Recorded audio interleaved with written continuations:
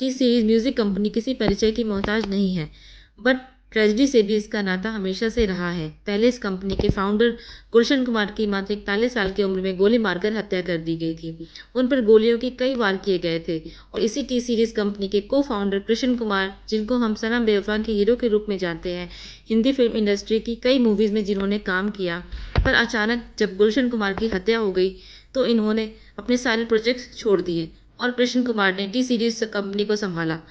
और गुलशन कुमार के बेटे भूषण कुमार, जो कि उस टाइम सिर्फ 19 साल के थे, उनको भी बिजनेस की बारीकियां सिखाई और उनको भी संभाला।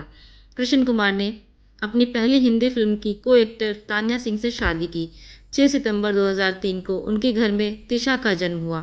तिशा एक चुलबुली लड़की थी और वो सबकी आंखों का तारा थी। वो परिवार में सबसे छोटी थी, इसीलिए सभी उसे बहुत प्यार करते थे। पर किस्मत को कुछ और ही मंजूर था। 18 जुलाई को तिशा का कैंसर की वजह से निधन हो गया।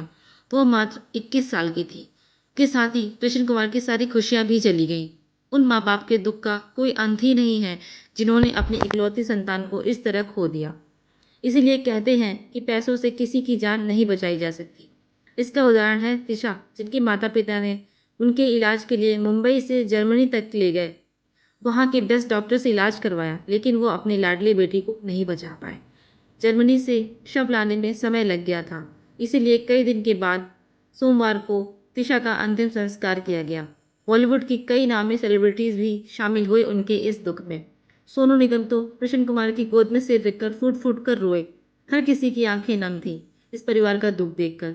हम तो बस प्रार्थना ही कर सकते हैं, तिशा के माता पिता और परिवारजनों को ईश्वर इस मुसीबत की घड़ी में हिम्मत दे और भगवान तिशा की आत्मा को शांति दे।